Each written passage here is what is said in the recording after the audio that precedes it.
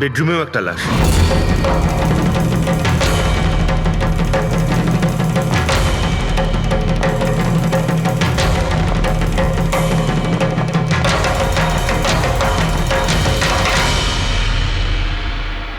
আওয়াজ শুনে হয়তো ওঠার চেষ্টা করেছিলেন, আর এখানেই মেরে দিয়েছে।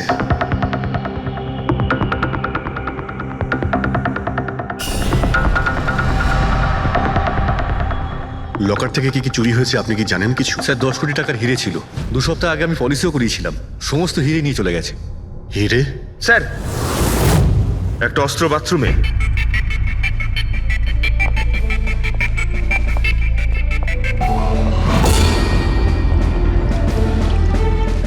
মনে হচ্ছে এইটা দিয়েই সব কটাকে মেরেছে।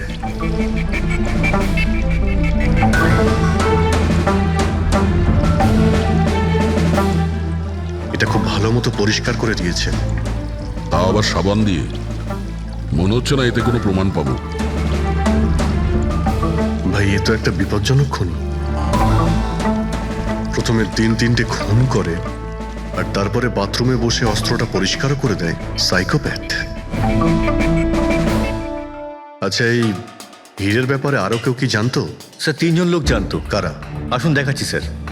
একজন তো ওনার ভাইপো কমলেশ, 2 জন এমপ্লয় ছিল, সতীশ আর স্যার মানিক। আসুন স্যার, আমি দেখাচ্ছি আপনাদের।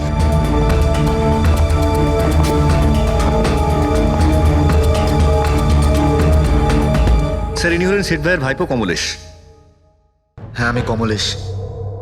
ওনারা আমার কাকু কাকিমা ছিলেন। আর এ হলো মানিক আর ও সতীশ। হ্যাঁ স্যার, ওই হিরে পলিশ করার কাজ আমাকে আর মানিক স্যারকে দিয়েছিল। আর স্যার, আমার 10 কোটি টাকার হিরে নিয়ে চলে গেল। আমি তো বরবাদ হয়ে গেলাম। কোথা থেকে আমি ফেরত পাবো বলুন? আপনি হয়তো ভুলে যাচ্ছেন 3-3টে খুন হয়েছে এখানে। ওনাদের জীবন হীরের থেকে অনেক বেশি মূল্যবান, বুঝেছেন আপনি? বাইরে গিয়ে দেখি, হয়তো কেউ কিছু দেখেছে।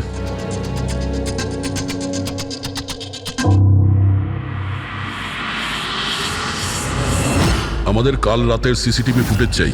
এই ক্যামেরা চলছে তো? হ্যাঁ স্যার, কিন্তু কাল রাত 2 থেকে 3টের মধ্যে কারেন্ট চলে গেছিল।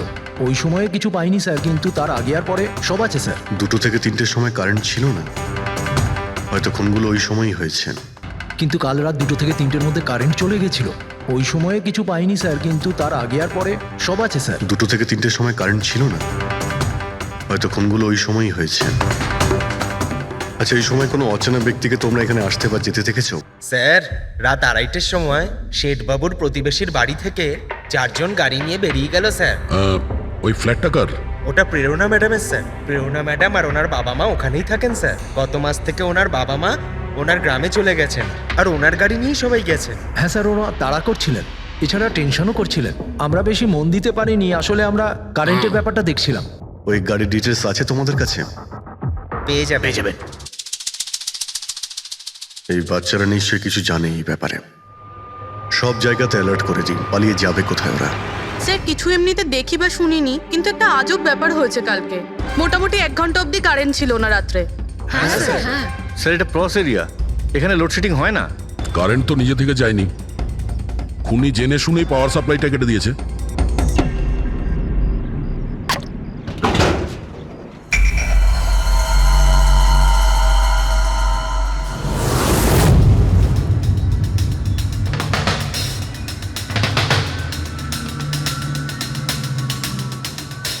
স্যার, এই দেখুন, কেউ নাড়াচাড়া তো করেছে। যেই লোকটা এই ওয়্যারটা কেটেছে সে খুব ভালো করেই জানতো এই ওয়্যারটা কাটলে পুরো এরিয়ার কারেন্ট চলে যাবে। আর পুরো সোসাইটিরও? হ্যাঁ। ঠিক আছে, থ্যাংক ইউ। পরিষ্কার, কেউ রাত্রি 2টোর সময় এই জাংশন বক্স থেকে পাওয়ার সাপ্লাই কেটে দিয়েছিল, যাতে সোসাইটির যে সিসিটিভি ক্যামেরাগুলো আছে সেগুলো অফ হয়ে যায়। তারপরে ও কম্পাউন্ডে ঢুকলো আর মিস্টার সিডের ঘরে ঢুকে গেছিল। আর প্রায় 2 থেকে 2:30টার সময় খুনটা করে, হিরেগুলো চুরি করে, আর তারপর ওখান থেকে পালিয়ে যায়। আর তারপর 3টের সময় আবার কারেন্ট চলে এলো।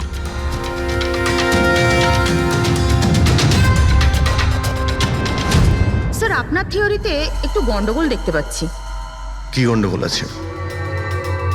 ওই 3 জনের মৃত্যু 2 থেকে 3টের মধ্যে হয়নি। কি? তাহলে কখন মারা গেছে?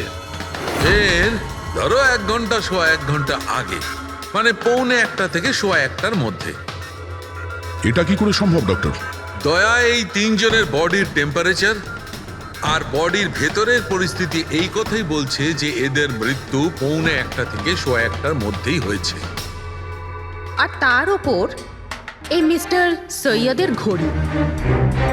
আক্রমণের সময় উনি নিশ্চয়ই খুনিকে নিজের হাত দিয়ে আটকানোর চেষ্টা করেছিলেন, আর এই ধাক্কাধাক্কিতে ওনার ঘড়িটা বন্ধ হয়ে গিয়েছিল। এখন ঘড়িটা সময় দেখাচ্ছে 12:55। 12:55? কিন্তু স্যার, যদি ফোনগুলো 12টা থেকে 1:45টার মধ্যে হয় তাহলে খুনি হয়তো তার আগেই এসেছিল। কিন্তু বিল্ডিং এর লাইটগুলো তো 2টো পর্যন্ত অন ছিল স্যার, আর সিসিটিভি ক্যামেরাও কাজ করছিল। আর বিল্ডিং এর সিকিউরিটি খুব ভালো স্যার। আর একজন ওয়াচম্যান স্যার মিস্টার সিডের ঘরের নিচেই দাঁড়িয়ে ছিল। আমরা সিসিটিভি ফুটেজ চেক করেছি, 2টো পর্যন্ত তো খুনি বিল্ডিং এ ঢোকেইনি। তাহলে এলো কখন? আর তাছাড়া খুনি খুনগুলো করার পরে পাওয়ার কাটটা কেন করতে গেল? ফ্রেডি। হ্যাঁ ফ্রেডি। আচ্ছা, ভেরি গুড স্যার। ফ্রেডি ওই 4 জন বাচ্চাকে ধরে নিয়েছে। শহরের বাইরে যাওয়ার চেষ্টা করছিল, ওয়াশি বিচের কাছে ওদেরকে ধরে নিয়েছে। Great work. সবাইকে নিয়ে এই বিউরোতে আসতে বলো।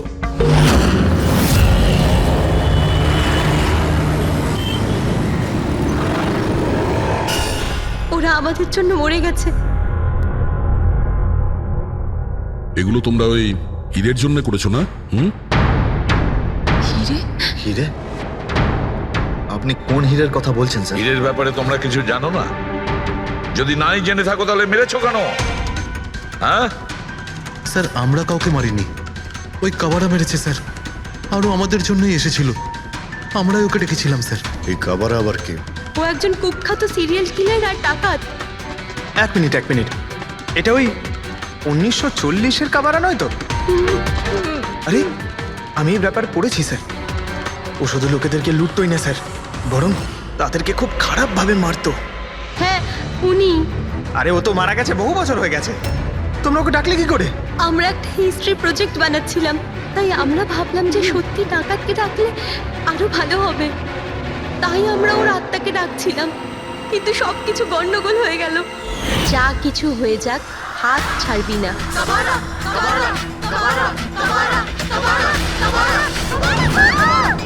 তোরা হাত কেন ছেড়ে দিলি রবি? তোরা জানিস এটা কত ভয়ঙ্কর হতে পারে। Guys, let's just change the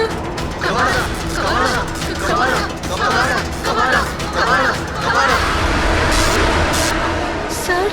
তারপর হঠাৎ করে একটা শব্দ হলো, আর আমরা ওইদিকে তাকাতেই দেখলাম যে কাবারার ছায়া। ভূত ডাকছিলে তোমরা? চুপ চুপ। ভূতকে ডাকছে। আর তোমরা লেখাপড়া জানো তো? এই সমস্ত কথা বিশ্বাস করো? 50 বছর আগের মারা যাওয়া আত্মা খুন করে চলে যাচ্ছে আর হিরে নিয়ে পালাচ্ছে। আরে এরকম কখনো হয়? স্যার, ওই ছায়াটা আমি নিজের চোখে দেখেছিলাম। ওর মুখ, চোখ, নাক কিচ্ছু ছিল না স্যার। কটার সময় দেখেছিলে?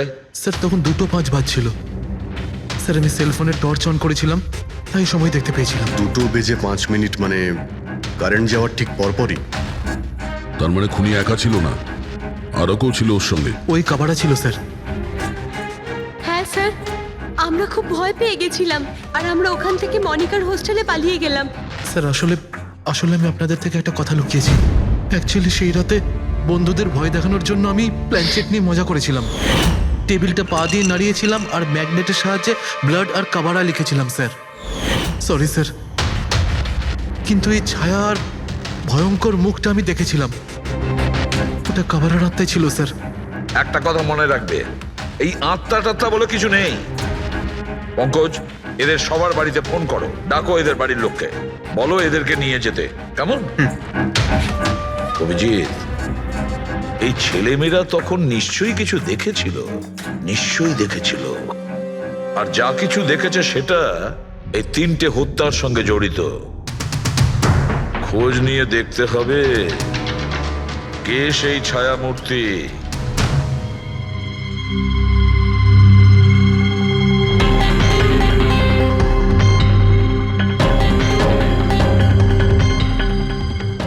হচ্ছে ওরা খুনিকে দেখেছিল। হ্যাঁ স্যার, আর খুনি হলো ওই কাবারা। আরে ভাই, ব্যালকনিতে গিয়ে দেখে আসি, কোনো না কোনো প্রমাণ নিশ্চয়ই রেখে গেছে কাবারা তোমার জন্য।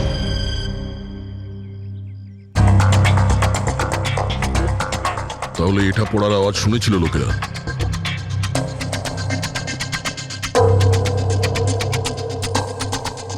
স্যার ওটা শেঠেদের ব্যালকনি। তো খুনি ওখান থেকে দৌড়ে এখানে এসেছিল, তখনই এই টপটা পড়ে গিয়ে ভেঙে গিয়েছিল। ওখানে গিয়ে দেখো তো।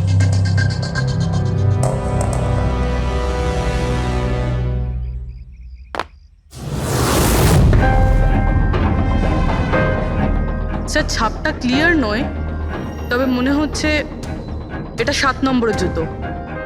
পা খুব ছোট, মনে হচ্ছে এর হাইট খুব একটা বেশি হবে না।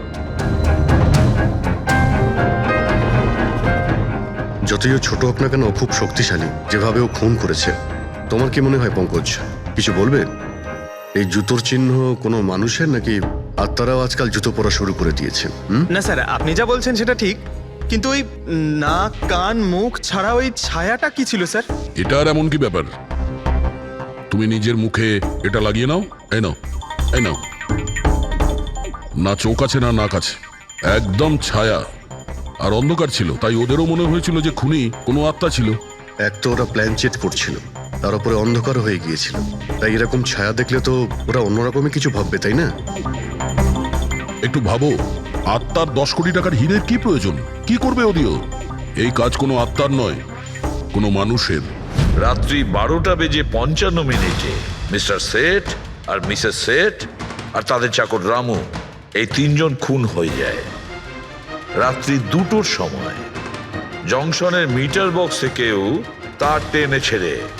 আর রাত্রি 2:05 খুনিকে প্রেরণার ব্যালকনি থেকে পালাতে দেখে আদনান। এক প্রশ্ন এটাই যে স্যার, খুনি বাড়ির ভিতরে ঢুকলো কি করে? আমাদের কাছে রাত্রির 2টো পর্যন্ত সিসিটিভি ফুটেজ আছে স্যার। দুপুরের পরে বাড়ির কাছে কেউ আসেনি, দরজা জানলা সব বন্ধ ছিল, কেউ এন্টার করতেই পারবে না। ব্যাপারটা তো এরকম দাঁড়ালো যে রাত 12:55 খুনি জাদু বলে বাড়িতে প্রকট হয়ে সবাইকে মেরে ফেললো। কি বললে তুমি ফেডরিক? কি বললে? বলিনি তো আমি, মানে ফেডরিক, তুমি একদম ঠিক বলেছো। খুনি এটাই করেছে, একদম ওই কাজটাই করেছে। মানে কাবারার ভূত? চুপ! কাবারার ভূত? আমি এটা বলতে চাইছি যে খুনি ওই খুনের রাতে ও আগে থেকেই উপস্থিত ছিল, বাইরে বেরোয়নি ও। তার মানে বাড়ির ভেতরেরই কোনো লোক? কিন্তু স্যার, বাড়ির তো সবাই মারা গেছে। অন্য কেউ, দয়া, অন্য কেউ ছিল যে খুনের রাতের আগেই রুমে আগের থেকে বসেছিল, বাইরে যায়নি সে। একটা কাজ করি আমরা, সিসিটিভি ফুটেজ চেক করতে হবে, দেখতে হবে খুনের 2-4 দিন আগে কে কে মিস্টার আর মিসেস সেঠের ঘরে এসেছিল। দয়া, অভিজিৎ, তোমরা সেঠের বাড়িতে যাও আর দেখো কোনো লুকোনোর জায়গা আছে কি না।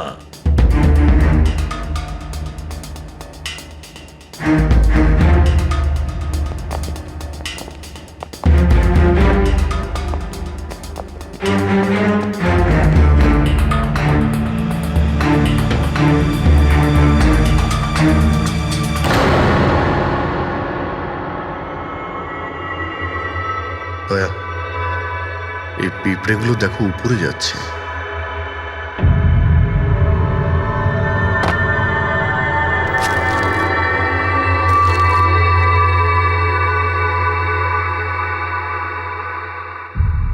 Dry fruits?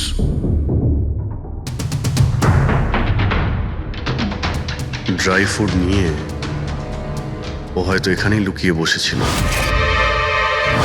জায়গাটাও ভালো লুকোনোর জন্য, সুযোগের অপেক্ষায় ছিল। কিন্তু এই ঘরের মধ্যে ঢুকলো কবে?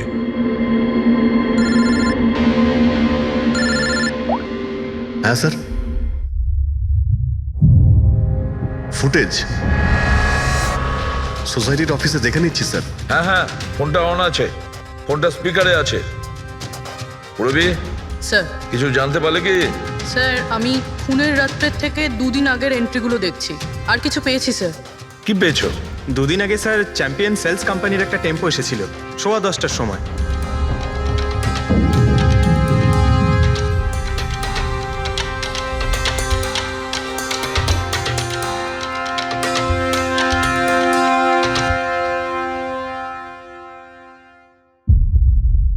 আর স্যার তার পরের দিন মানে খুন হওয়ার ঠিক একদিন আগে চ্যাম্পিয়ন সেলসের টেকনিশিয়ান মিস্টার শেঠের বাড়িতে এসেছিল, 1 ঘন্টা থেকে চলে গিয়েছিল।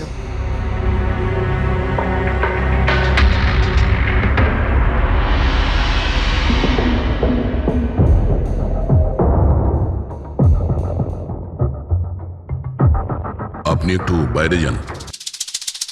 দুজন এসেছিল ফ্রিজ ডেলিভারি করতে, আর দ্বিতীয় লোক হতে পারে ফ্রিজ ইনস্টল করতে, কিন্তু 1 ঘন্টার মধ্যেও বেরিয়ে গেছে। তার মানে এর মানে হলো যদি খুনি ওখানে ছিল তাহলে ও ওখানে কোনো প্রমাণ রেখে যাবে।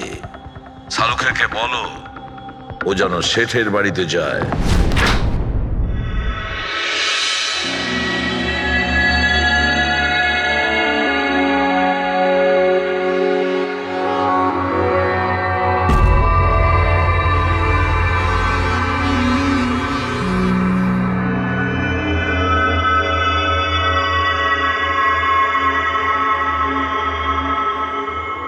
কিছু পাওয়া গেল ডক্টর? হ্যাঁ, পাওয়া গেছে ইলেকট্রোল্যাক্স। হ্যাঁ, সোডিয়াম ক্লোরাইড, ইউরিয়া, ওই সব কিছুই যেগুলো একজন মানুষের ঘামের মধ্যে থাকে। আচ্ছা, এর মানে হলো খুনি এই ফ্রিজের মধ্যেই ঢুকে এসেছিল এখানে। যখন ফ্রিজের ডেলিভারি হয় ও ফ্রিজের ভিতরে লুকিয়েছিল আর বাড়িতে ঢুকে পড়ে। হ্যাঁ স্যার, কয়েকদিন আগে আমি নতুন একটা ফ্রিজ নিয়েছি। কোম্পানির লোক ডেলিভারির পরে ফ্রিজটা খুলতে দেয় না। তারপর 1-2 দিন পরে যখন ইনস্টলেশনের লোক আসে তারা ফ্রিজটা খোলে। তার মানে মিস্টার সিড আর তার বাড়ির লোক জানতেই পারেনি যে ঘরের মধ্যে আর কেউ ঢুকে বসে আছে। একদম, ওই লোকটি ফ্রিজের মধ্যে ঢুকে বসেছিল, ফ্রিজের মধ্যে ওর গরম লাগছিল, গরম থেকে ঘাম বেরিয়েছে, ওই ঘাম ফ্রিজের মধ্যে রয়ে গেছে। কিন্তু ডক্টর সালুখে, ফ্রিজের কার্টন তো সিল থাকে, তাহলে খুনি ভেতরে গেল কি করে আর নিঃশ্বাসই বা নিচ্ছিল কি করে?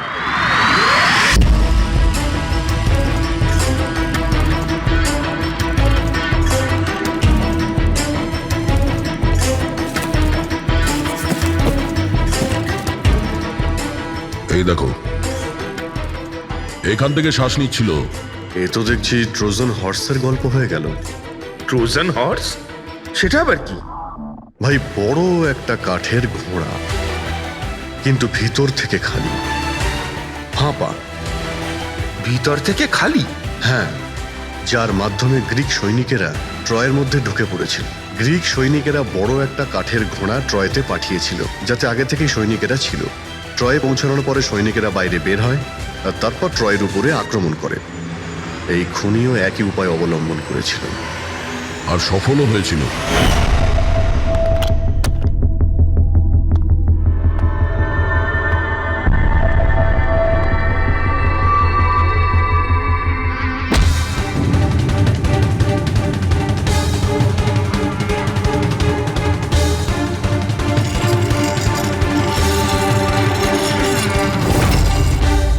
কে তুমি?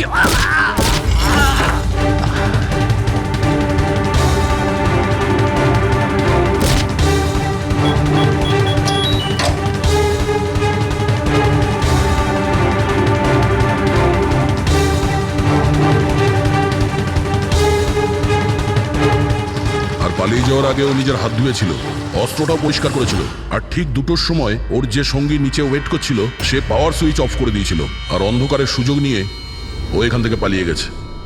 পালাতে গিয়ে ও ওইখানে ওই ব্যালকানিতে যায় যেখানে ও টপটা ফেলে দেয়।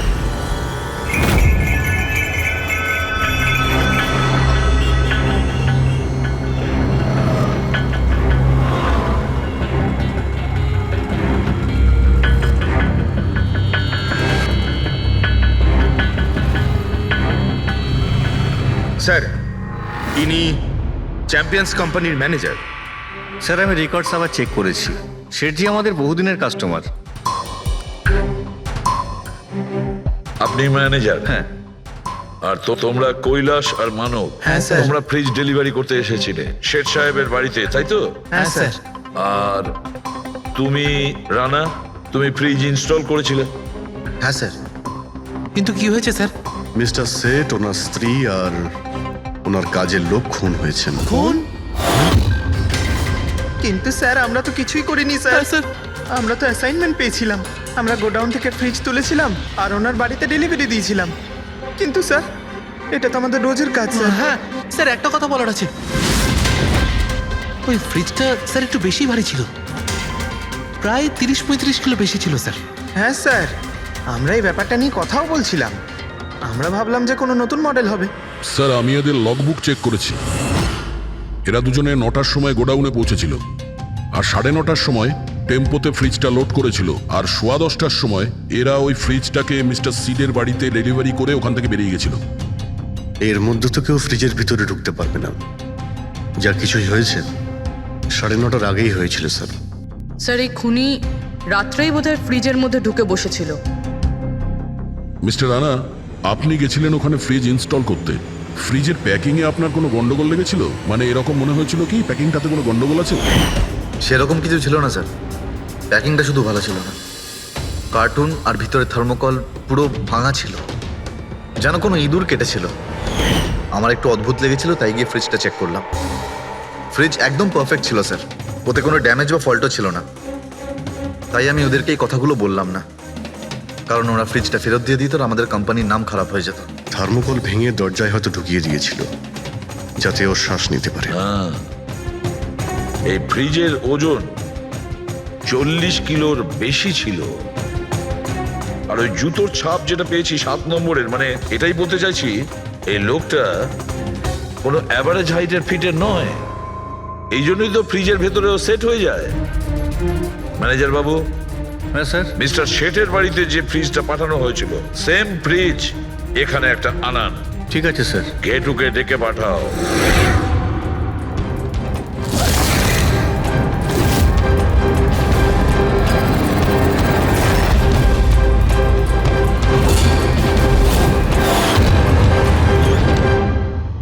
আপনি ডেকেছেন আর আমি চলে এসেছি। আরে বাহ, কেমন আছো ঘেঁটু?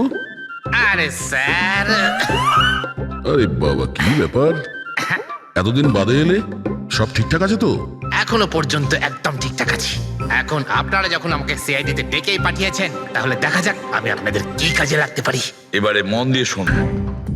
3টে খুন হয়েছে, আর আমরা সন্দেহ করছি যে খুনি ওই ফ্রিজের ভেতরে বসে লুকিয়ে ঘরের ভেতরে ঢোকে, 3 জনকে খুন করে আর পালিয়ে যায়। এই ফ্রিজটার ভেতরে? হ্যাঁ, এই ফ্রিজটার ভেতরে। আর স্যার? আর তোমাকে হ্যাঁ, ওইভাবেই ফ্রিজের ভেতরে যেতে হবে আর বসতে হবে। স্যার আমাকে ফ্রিজের ভেতরে যেতে হবে? হ্যাঁ। ওই ফ্রিজের দরজাটা বন্ধ হয়ে যাবে? অবশ্যই। তোমাকে ফ্রিজের ভেতরে বসে বাইরে বেরোনোর চেষ্টা করতে হবে। কিভাবে বাইরে বেরোবে আমাদের দেখাও। কিন্তু স্যার একটু এক গ্লাস জল পাওয়া যাবে? নিশ্চয়ই পাবে। ফ্রিজের ভেতরে যাও, ভেতরে যাও, যাও। যাচ্ছি স্যার। চল কেটু, চলে যা ফাঁসি কাটে। আজকে হয়ে গেছিস তুই বলির পাঠা। যাচ্ছি স্যার।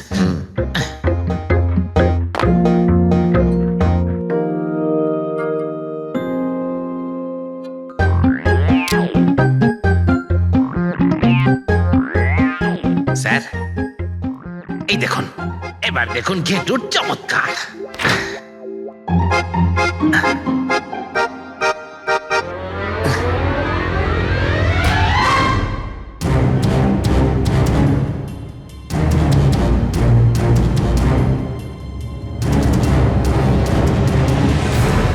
ঘেটু, ঘেটু, বাইরে বেরোনোর চেষ্টা করো। স্যার ভেতর থেকে খুলতে পারছি না, আপনাকে হেল্প করতেই হবে। ঘেটু, ঘেটু, বাইরে বেরোনোর চেষ্টা করো। ছুরি তো তোমার কাছে আছে। ঘেটু, স্যার, স্যার আমাকে বের করো, বের করো ওকে বাইরে। মনে হচ্ছে ওর শ্বাসকষ্ট হয়ে যাচ্ছে স্যার। আরে বাবারে, দরজা খুলে দিলাম তো। ঘেটু, দরজা খুলে গেছে। ঘেটু, ঘেটু, স্যার, হ্যাঁ? আরে বাবারে, আমার চশমা। হ্যাঁ, ওর চশমাটা দাও। এদিক, ওকে কফি খাওয়াও, যাও। Thank you. আমারও তো তাই মনে হচ্ছিল, কিছু না কিছু গোলমাল তো নিশ্চয়ই আছে। সেটের বাড়ির ফ্রিজের যে কার্টুনটা আছে সেটা এত শার্প কাটা হয়েছে বাইরে থেকে, ভেতর থেকে এরকম ভাবে কেউ কাটতেই পারে না।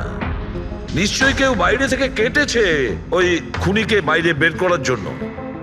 সে যেই হোক না কেন স্যার, সে ফ্রিজের ডেলিভারি হওয়ার পরে বা ফ্রিজার ইনস্টলেশন হওয়ার আগে এর মধ্যেই হয়তো এসেছিল। ঘেটু,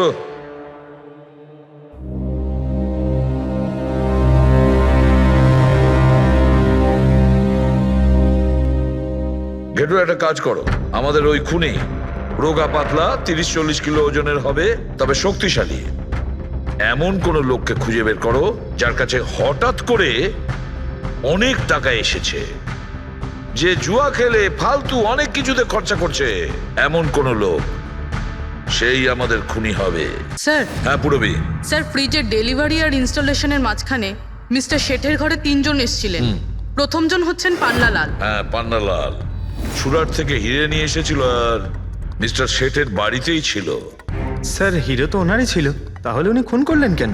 হতে পারে ওই হীরের ইন্স্যুরেন্স করেছিল, আর ইন্স্যুরেন্সের কোম্পানি থেকে ডবল লাভ নেবার জন্য এই সমস্ত খেলা খেলেছিল।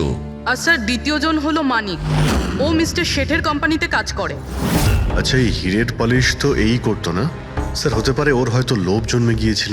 আর তৃতীয় জন মিস্টার শেঠের ভাইপো কমলেশ। হ্যাঁ স্যার, এই কমলেশ আসলে ওদের ওখানে থাকে না, ওর কোম্পানিতে কাজ করতো, কিন্তু হীরের ব্যাপারে কিন্তু ও সবকিছু জানতো। হতে পারে লোভে পড়ে ওদের সবাইকে খুন করে দিয়েছে। ঘেটু। হ্যাঁ বলো ঘেটু, বলো। স্যার একটা লোক আছে, ভিক্টর। স্যার ওর চেহারা সেম টু সেম একই রকম যেমনটা আপনারা বলেছিলেন। আর স্যার ও খুব সহজে ফ্রিজের মধ্যে এঁটে যেতে পারে। আর স্যার কয়েকদিন থেকে ও বেশ অদ্ভুত ধরনের কথাবার্তা বলছে, যেন যেন বড় একটা গুপ্তধনের খোঁজ পেতে চলেছে, অথবা ও যেন গুপ্তধন পেয়ে গেছে। স্যার ও খুবই পাগল আর রকচটা ধরনের মানুষ। শুনেছি কয়েক বছর আগে ও নাকি সিরিয়াল কিলারও ছিল। স্যার সব থেকে ইম্পর্টেন্ট কথা যেটা হলো, খুন যদি ভিক্টর করে থাকে তাহলে আমাদের হাতে বেশি সময় নেই স্যার। হয় ও দেশ ছেড়ে দিয়েছে, না হলে দেশ ছাড়ার মতলব ভাবছে। ভিক্টর তো একটা মাধ্যম, ওর পেছনে অন্য কেউ নিশ্চয়ই আছে। এই ভিক্টর দেশ ছেড়ে পালানোর চিন্তা করছে। পালিয়ে যাবে কোথায় স্যার? ওকে পালাতে দিলে তো ওর ফোনের লোকেশন থেকে জানতে পারবো কোথায় লুকিয়ে বসে আছে। অনেক পরিশ্রম করতে হয় সিআইডিতে। আর স্যার, স্যার এখানেই কোথাও আছে তাই না? হ্যাঁ ঘেটু, ওর মোবাইলের লোকেশন ওই আশেপাশেই কোথাও দেখাচ্ছে। খুন করার পরে ওখানে লুকিয়ে আছো। ঠিক আছে।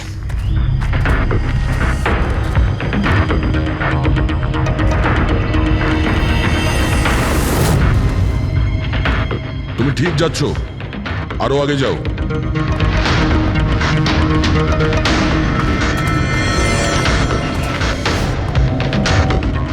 পঙ্কজ। স্যার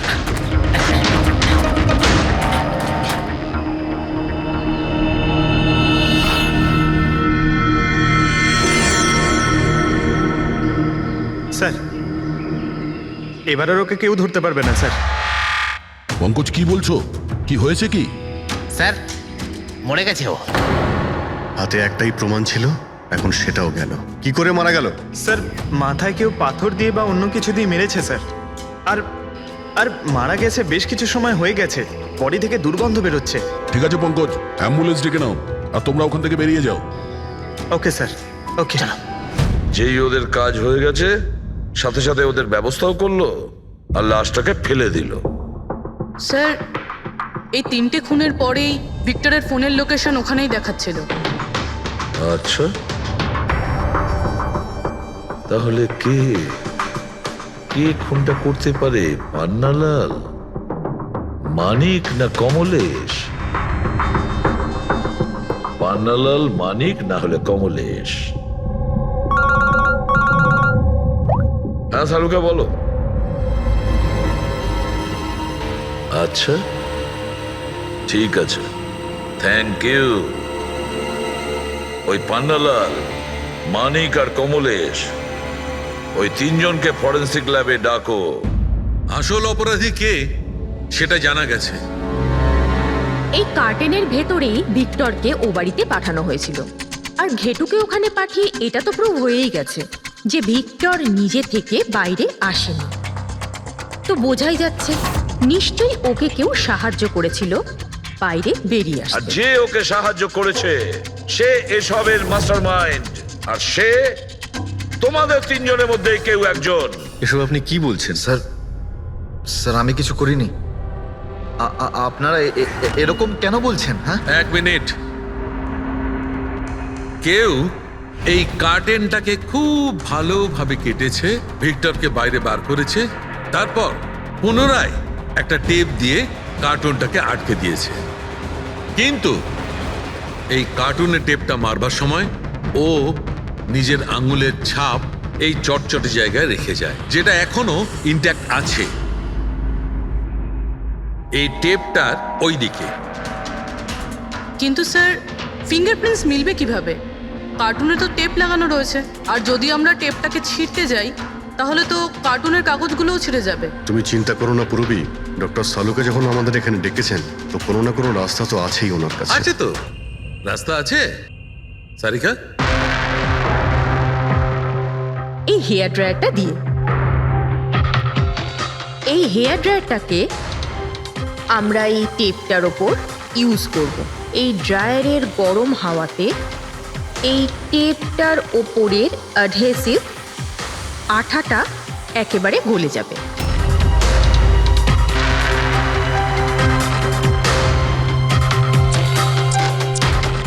এই দেখুন, ফিঙ্গারপ্রিন্টস পরিষ্কার দেখা যাচ্ছে। আরে দারুণ করলেন সারিকা দেবী, সত্যিই অপূর্ব। ফিঙ্গারপ্রিন্ট একদম পরিষ্কার দেখতে পাওয়া যাচ্ছে। হ্যাঁ, এবার শুধু ওদের সঙ্গে ম্যাচ করে দেখতে হবে।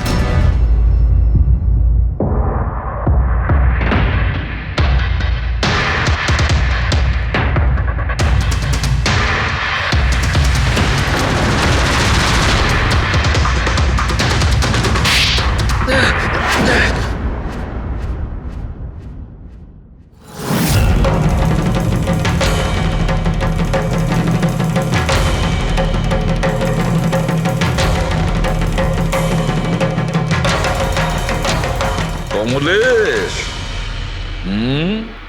হ্যাঁ আমি করেছি। আমি ওই হিরেগুলোর ব্যাপারে জানতাম, আর আমি এটাও জানতাম যে ওরা একটা নতুন ফ্রিজ নিতে চলেছে। আর তখনই আমার মাথায় একটা প্ল্যান এলো। আমি ওই ফ্রিজটাকে ফ্রোজেন হর্সের মতো ইউজ করে ভিক্টরকে ওই বাড়িতে পৌঁছলাম। তারপর আমার হিরের লোভ হয়ে গেছিল। তারপরও রাতে বাড়ি এসে পৌঁছলো। তারপর সুযোগ দেখে আঙ্কেলের ফ্রিজটায় গিয়ে আমি লুকিয়ে গেছিলাম। আর তারপর ডেলিভারির পরে তুমি ওনার বাড়িতে যাও আর ভিক্টরকে ফ্রিজ থেকে বাইরে বের করো। সেই রাতে আমি কাকুর বাড়িতেই লুকিয়েছিলাম।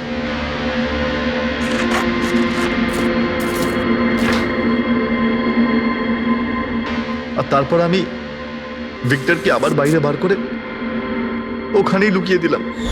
প্রায় 1.5 দিন মতো ওখানেই ছিল। বাড়ির লোক রাতে ঘুমিয়ে পড়লো, ও বাইরে বেরোলো।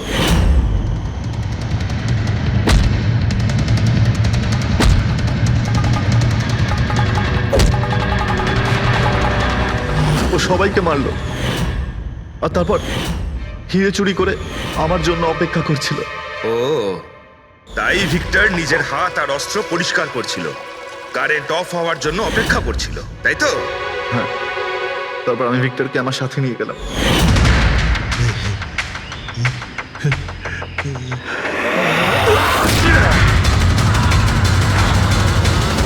আর মারার পরে ওকে ফেলে দিলাম, যাতে আমার কাছে কেউ পৌঁছতে না পারে। এতটা ভেবেছিলে, এত বড় প্ল্যানিং করলে, কিন্তু তোমার ভাগ্য তোমাকে সাথ দিল না।